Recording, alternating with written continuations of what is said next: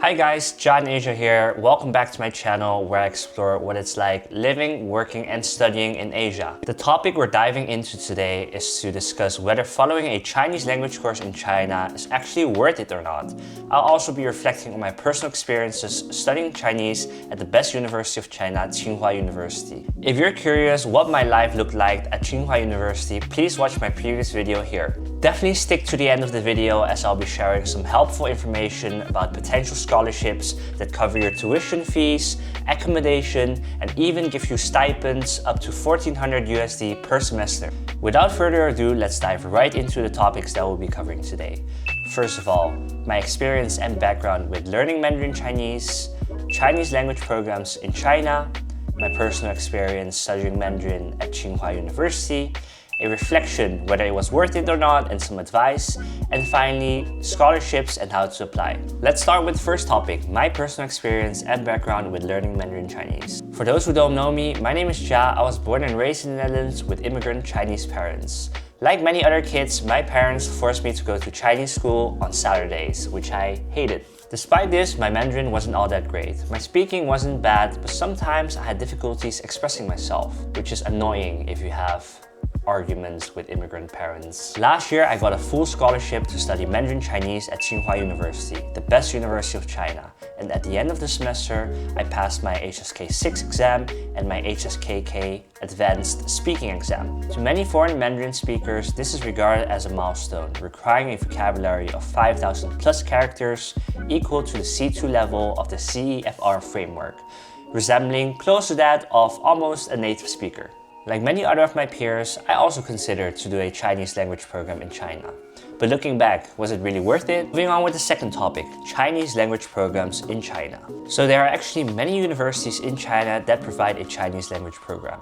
I would say the growth of it are less intensive courses ranging from 8 to 16 hours per week. In my experience, these are more for beginner to intermediate level speakers with limited classes for really advanced speakers who are already above the level of HSK 5. In contrast, there are also these high intensive language courses such as the IUP program at Tsinghua University and the ICLP program at NTU Taiwan. These are rigorous full-time courses where you're easily committing up to 40 hours a week in class combined with your homework and everything around it. So these programs are special in the sense that they have really small classes with only 2 or 3 people per class. They have a lot of one-on-one teaching with your teacher, so private classes, and they also require a language pledge, which is essentially a commitment that you put in yourself that you only speak Chinese in the entire campus. Be prepared to get corrected on the slightest intonation mistake by your teacher here. My advice in deciding would be to really assess what your goals are and your personal situation. Do you really want to lock in studying Mandarin Chinese to become very fluent? Or do you want to take it a bit more chill, a bit more easy to also enjoy like the social time and the adventure itself? Alright, let's move on to the next topic. Let's talk about my personal experience studying Mandarin at Tsinghua University. So actually, I took the first option, which was the less intensive variant. And classes were divided into beginner, intermediate, and advanced courses. Myself, I took the advanced class as I already had a stronger base. Our schedule consists of 12 hours per week in terms of classes consisting of 5 different courses. 1, general Chinese, then we had reading and writing, we had speaking, and then we had grammar, and finally business Chinese. So they took place every day except Wednesday and were from 8 AM in the morning until 11:30 AM in the morning.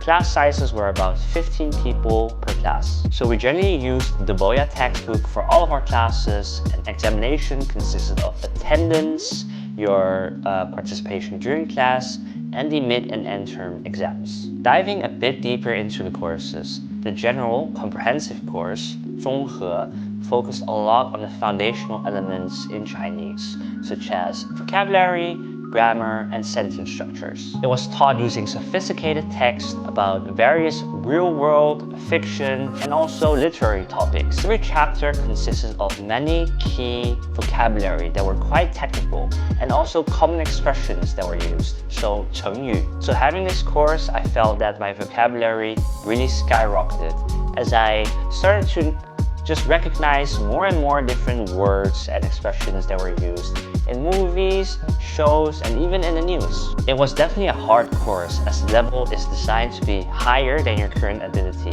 But I would say it was the best course in overall raising your proficiency and your foundation. The reading and writing course, 阅读写作, was very interesting as it really taught us how to dissect well-written Chinese texts that were written by famous authors, to analyze kind of the writing style used and the specific language and terms that they used, which was a bit more literary, I would say. In this class, we learned a lot about how to write Chinese essays and just general Chinese texts, where we focused a lot on Chinese sentence structures, conjunctions, and also how to use rhetoric speech. As we had to write the essays in class, it really taught us, or it really challenged us on how to use the vocab that we learned combined with the grammar and sentence structures and how to really put it into practice. This was really the best way to test how good our Chinese proficiency was. As my teacher said, you can really easily tell how good someone is in Chinese by looking at their writing. So the speaking class, 口语, really got us more comfortable in being more vocal about general day-to-day topics in Chinese society. So I remember in one class, we were talking about the pension system. In another class, we were talking about Chinese superstitions, for example. And then in one class, we were talking about dating life in China. So through the speaking class, I think it was very interesting as we really could kind of bridge that knowledge gap in what normal day-to-day life looks like in China, which I think in general you wouldn't really learn if you were just studying out of a textbook. So for the advanced class which I was in, we got to take 2 additional courses, grammar and business Chinese. So the grammar class, 语法, was really about teaching you the foundational sentence structures and grammar in Mandarin Chinese. So we learned about prepositions, adverbials, attributives. And I think this was very good because growing up, I always just said what sounded right. But I think it was very good to once also see how it's done properly, because I discovered that I was still making quite a lot of grammar mistakes. Finally, we had our business Chinese course, 商务汉语, which to me felt the most rewarding because if I wanted to start doing business in China, this course actually helped me a lot. So to improve our general understanding of doing business in China, we learned about marketing strategies and also Chinese consumer behavior, such as what drives purchasing behavior in Chinese consumers. We learned about how China achieved massive economic global growth, starting with the reformation of China with Deng Xiaoping, to how China became the #1 manufacturer in the world and what its role is in modern day society on fields such as finance, technology, and even AI. What I found most practical is that we learned proper Chinese business terminologies, such as describing how stocks grow, for example, how they fall, for example. And we also learned how to describe graphs, because to be honest, like it would sound quite amateur if you just say up, down, up, down, up, down, up, down. What I found most interesting is that our teacher used actual business cases in China that were successful, such as Haidilao and Xi Shaoye, and how they got their successes. And through analyzing those business cases, we really got to understand, oh, this is what made them successful in the Chinese market. To conclude, what I really liked about studying Mandarin at Tsinghua University was the following. First of all, being the best university in China, the teachers were absolutely top-notch. And this really has an influence on how fast you're learning the language. So the second thing that I really liked about studying here is that there's really an emphasis on teaching you about the real world. So we not only studied from textbooks, but as I said, there were a lot of examples and texts and just information about what happened in China. As I said, social parts such as the pension systems. We also talked about the World Happiness Index and how that relates to China. We talked about the Asian population, but also for business Chinese. As I said before, we analyze real-world cases. And I think this is so important in not only learning, like they always say, the theory, but also knowing, hey, what is really going on. Third thing that I really liked about studying here is the emphasis on writing. So everything has to be handwritten. You can't use your laptop or whatever. All your homework, all your essays, all your midterms, end terms, all the Chinese characters, they have to be handwritten. And at the beginning, I was like, oh, this is so hard, or this is such a chore. But this really, really helped me in advancing my overall Chinese proficiency.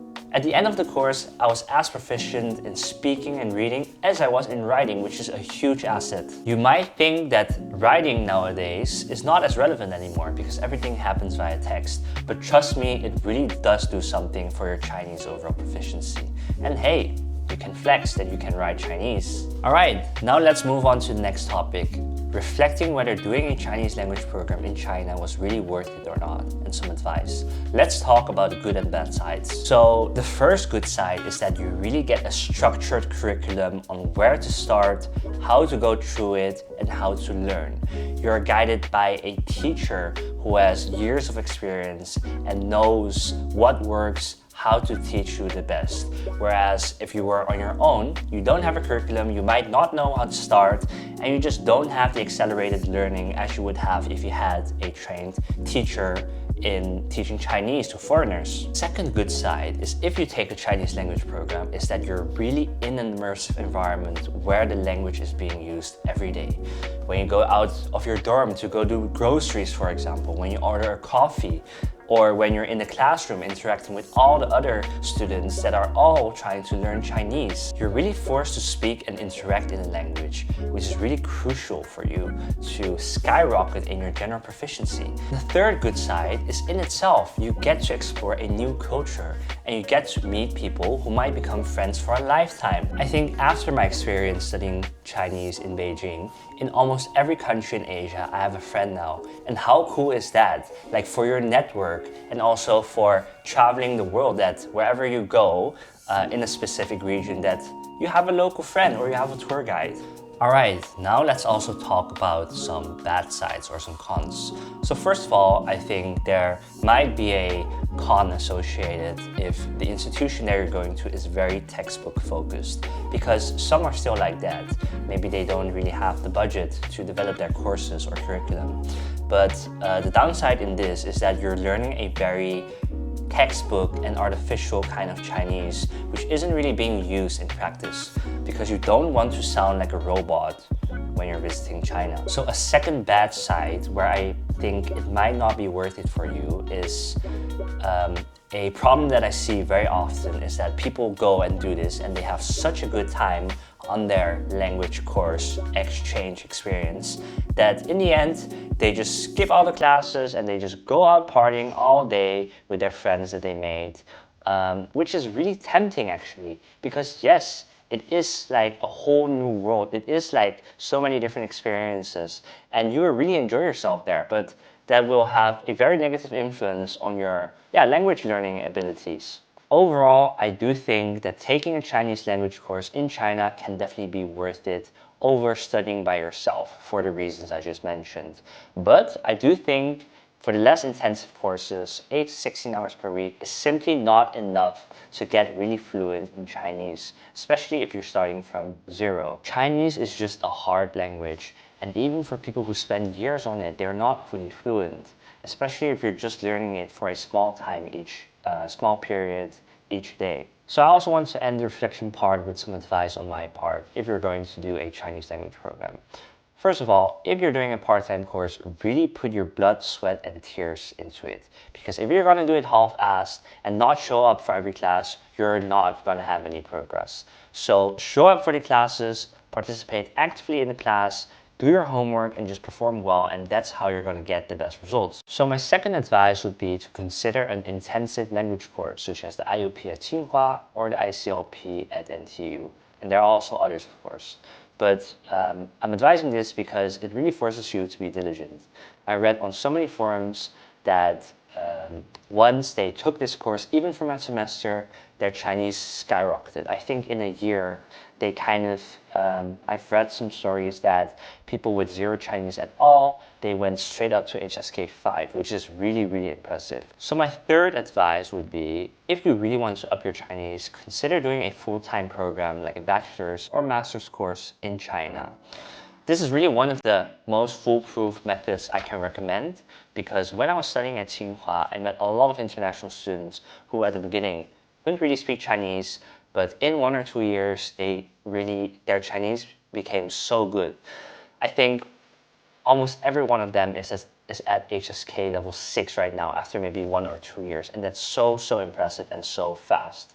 There are also many scholarships for full-time courses, which I will talk about in a bit.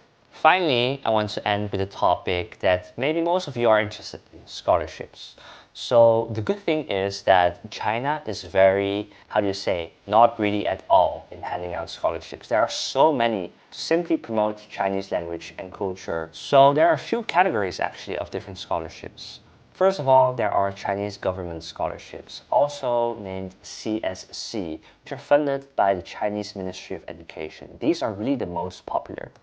Second of all, you also have university-specific grants or scholarships that they give to their students. So for example, for Tsinghua University or for Beijing University. Third of all, there are also provincial scholarships like the Beijing Government Scholarship or the Shanghai Government Scholarship. And lastly, there's also the Confucius Institute Scholarship. That was the one that I personally got myself. So the good thing is that you're allowed to apply for all of them to increase your chances. And many of them, they don't even require an application fee. Usually, the grants consist of free tuition, free accommodation on campus, and also a stipend. For me, I applied for the Confucius Institute Scholarship, which is also called the International Chinese Language Teacher Scholarships, by applying to a local Confucius Institute in the Netherlands. So for those of you who don't know, Confucius Institutes are actually based all around the world to promote Chinese language and culture exchanges. Sometimes they also provide Chinese language courses, and you might know them through facilitating the HSK exams. So I applied through a specific section on the website that I will link down below so you can have a look at it. For my application, I had to write a short essay on why I was interested in studying in China. I also had to conduct a short interview with the scholarship administrators. Afterwards, I had to select my picks. So for my top 1 pick, I selected Tsinghua University, and for my top 2 pick, I selected Peking University. Afterwards, they had to write me a recommendation letter to the deciding committee, which was the Center of Chinese Language and Cooperation. Basically, I got my full tuition covered, my full accommodation covered on campus, and I received a stipend of 1400 USD, which is equal to 10,000 RMB per semester. Alright, I've linked down all the necessary links below in the description for more information about these scholarships. Hey, if you do have any questions about those, please feel free to leave a comment below. And if you want a separate video on scholarships, also let me know in the comments, because how I make this video is entirely based on your suggestions. I will definitely make this video. For now, thanks for watching, and if you're interested in more content about working, living, and studying in Asia, give me a thumbs up and please do hit that subscribe button. See you next time!